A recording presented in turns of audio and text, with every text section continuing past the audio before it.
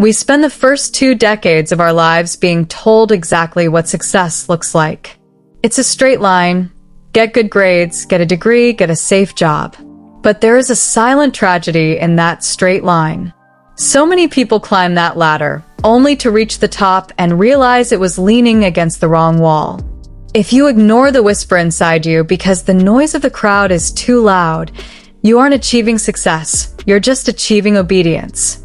Today's story isn't about passing a test.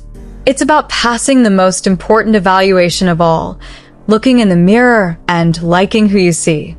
Let me introduce you to a young man named Leo and the lesson he learned about the trap of being a perfect student. Leo lived on the outskirts of a quiet, dusty town. His family owned the High Acres, a massive, thriving estate dedicated to training elite horses. While his friends were frantically applying to universities and moving to the city, Leo was stuck. He had just scraped through his final exams. He wasn't lazy. He worked dawn till dusk on the farm, but the moment he opened a textbook, his brain shut down. He didn't want a degree, but he was terrified that without one, he would be a failure. One morning, while mending a fence, Leo finally confessed to his father, Mr. Silas. "Dad," Leo said, looking at the ground, "I don't think I'm built for the path everyone else is taking." Mr. Silas was a man of few words but deep wisdom. He didn't lecture Leo. Instead, he pulled a crumpled piece of paper from his pocket and scribbled down 3 addresses. "I want you to go on a ride, Leo," his father said. "Visit these 3 men. Introduce yourself as the son of the man with the golden brace. Ask them how they made it in life. Come back when you're done."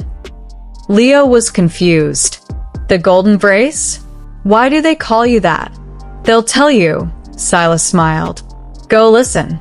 Leo saddled his horse and rode to the first house. It belonged to a man named Arthur, a local legend in the world of athletics. When Leo introduced himself as the son of the man with the golden brace, Arthur's face lit up. Leo asked, "How did you become so successful?" Arthur laughed, leaning back. "Kid, let me be honest. In our graduating class of 40 students, I was ranked 38th.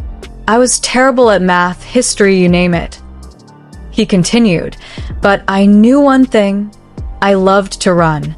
While the smart kids were studying algebra, I was studying my stride. Year 1, I just ran. Year 2, I fixed my posture. Year 3, I mastered my breathing. I ignored everything I was bad at to master the one thing I loved." The lesson. Leo realized something profound. You don't need to be good at everything. You just need to be undeniable at one thing.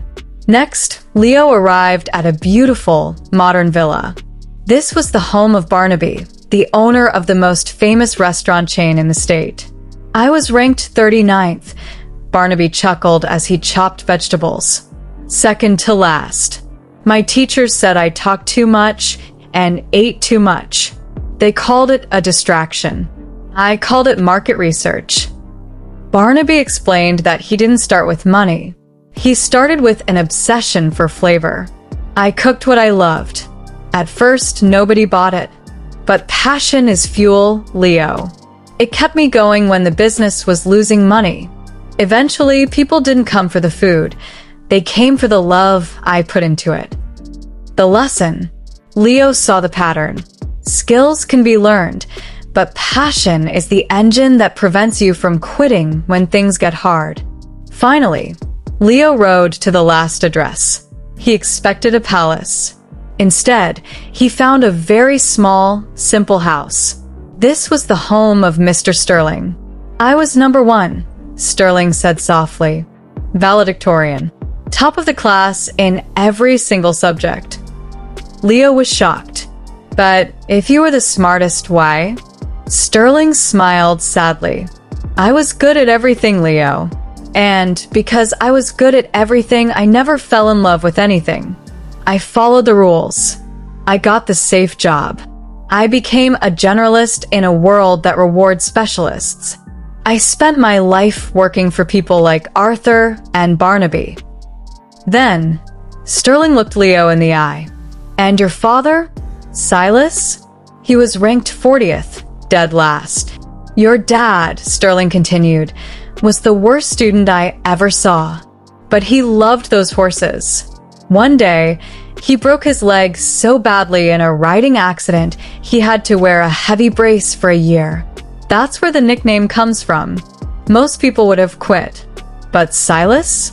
He just learned to ride differently. He understood horses better than anyone because he spent every waking moment with them. That is why he is the richest man in this county. Leo rode home. The fog lifted from his mind. He realized he didn't hate learning. He just hated learning things that didn't matter to him. He loved the farm. He loved the animals. He went to his father and said, "I'm not going to university. I'm going to study agriculture and equine biology.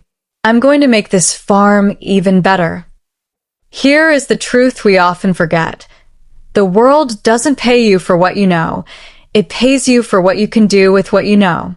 Mr. Sterling knew everything, but did nothing. The others knew little, but did everything with it. If you are feeling lost today, stop looking at everyone else's map. You might be judging yourself as a fish trying to climb a tree. Find your water. Swim there. Don't be afraid to be the bad student in the wrong subjects so you can be the master in the right one. If this story resonated with you, I have a question.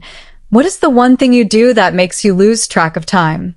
Drop it in the comments below. Maybe your success story starts right there. Thanks for watching, and I'll see you in the next one.